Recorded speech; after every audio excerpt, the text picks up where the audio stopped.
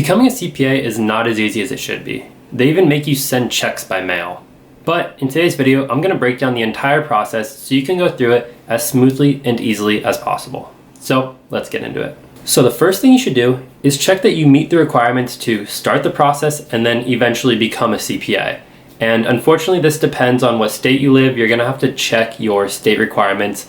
I'll leave a link down below where you can check your specific state's requirements.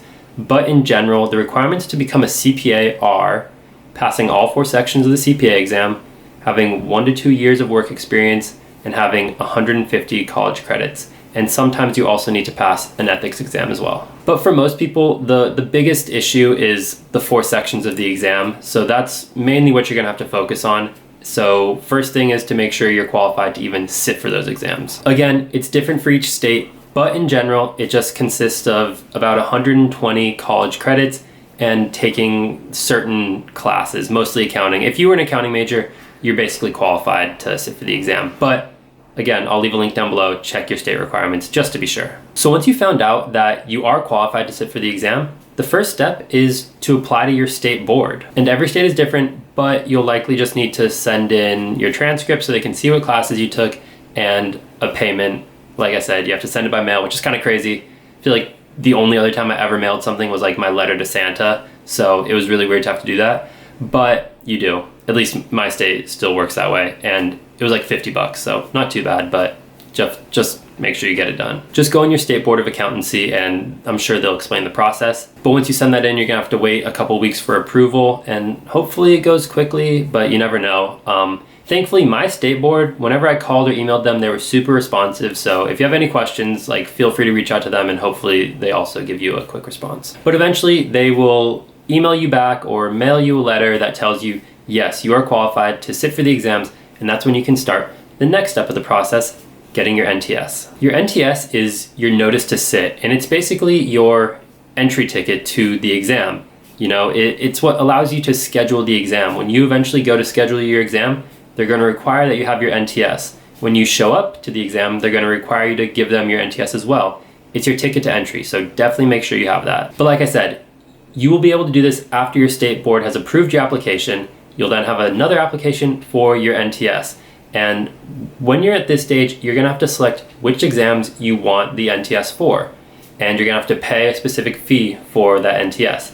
And each state has different requirements, as I keep saying, of how quickly your NTS will expire. You know, some will expire in 3 months, some 6 months, some a bit longer than that, I think.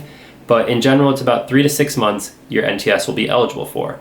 So if you know in the next 6 months, I want to take just 1 exam, just apply for 1 NTS for 1 exam, pay that 1 exam fee, and they'll send it to you. But if you are really on it and you're like, I'm going to take 3 exams in the next 6 months, then you can select 3 different exams. When you apply for your NTS, you're going to have to pay 3 different exam fees, but they'll send you an NTS that's eligible for those 3 exams. And that's another thing. You have to say which exams you want to do. You can't just say, I want 3 exams. You have to say, I want to do reg, FAR, and audit. You know, you have to be specific about which ones you want. But once you select that and you send in your payment, again, you'll have to wait a little bit, but they will eventually send you, I can't remember if it's either email or mail, probably depends on your state, but they'll send you some mail back that tells you, okay, here's your NTS. It's like a 4 or 6 digit number, I can't even remember, but it's like a code that you have and it gives you eligibility to schedule your exam and take your exam. So now that you have your NTS, you're now ready to schedule your exam. And to do this, you go to prometric.com, and Prometric is just like a standardized test, like scheduling thing. So they have a lot of different test options on there. Just find the CPA one. I'll put a link to it down below. And from there, you just fill out your information. You know, they'll ask you your NTS, what day you want to take it, what time, all that sort of stuff. You just fill it out, follow the process, and you'll eventually schedule your exam. And you can schedule it for whenever you want. I would try to look because they're not always available. So like, don't just think, oh, I'll schedule it a week before I want to take it, because it doesn't always work like that. You know, so I would look, see how far ahead things are usually being booked, just so you're aware of that. You can also book it before you even start studying, while you're studying, like right at the end of your studying, whatever you prefer and whatever Prometric has available. Like, it's up to you. So there's no right or wrong way to do it. Next step is study for and take the exams. I talk about it a lot in my other videos, so I won't go into it here, but it's a big part of the process. Study, take, and pass the exams. But once you have that requirement checked off the list, one of the other ones, like I said, is 1 to 2 years of work experience. And just a quick note, I don't want to make it sound like you have to do these requirements in a certain order. They don't have to be in a specific order, just all of them done. That's all that matters. But yes, work experience. Usually between, I think it's like 2,000 and 4,000 hours of work experience, which equates to about 1 to 2 years. And you have to be working under a CPA, which most people are if you work at an accounting firm. Like it will not be an issue if you're at an accounting firm. There are so many other CPAs.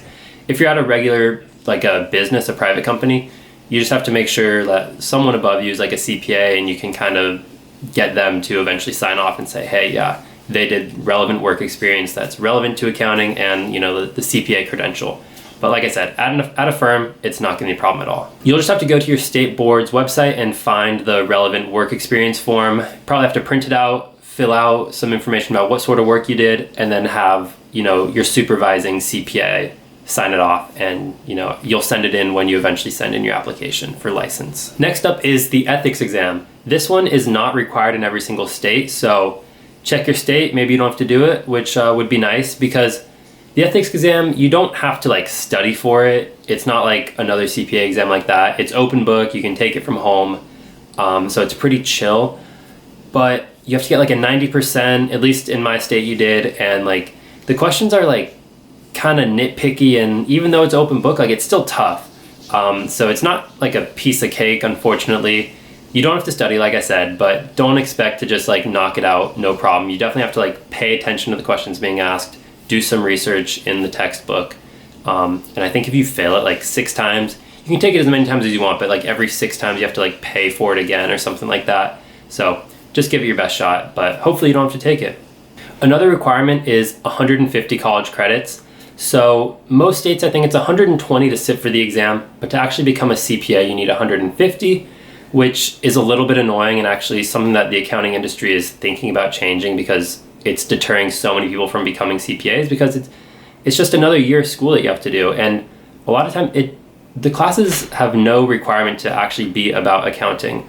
Like I needed some extra credits, and I took like a Spanish class, a sales class, and a real estate class. So nothing to do with accounting, but they don't care. It could be underwater basket weaving for all they care. So that's kind of nice. You can do whatever you want, but it's also kind of annoying because it's just a requirement that really doesn't matter. But make sure you have the 150 credits when you go to apply for your exam, or for your license rather. And finally, once you have all of those things, you know, you've passed the exams, you have the work experience, you have the college credits, you have the ethics exam if you need it, you can finally apply for your CPA license.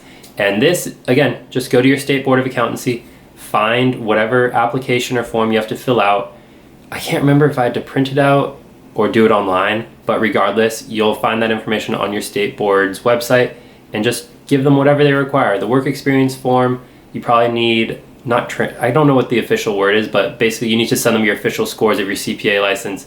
You probably need to send them your 150 college credits, and the ethics exam, proof that you passed the ethics exam as well. But once you have all of that stuff compiled, you send it into your state board, you wait a couple weeks, and hopefully they come back with good news. Congratulations, you are officially a CPA. They'll give you like your CPA license number, and, you know, eventually send you a physical license in the mail. Or maybe they'll say, hey, we need the work experience, you forgot to fill this out, or something like that.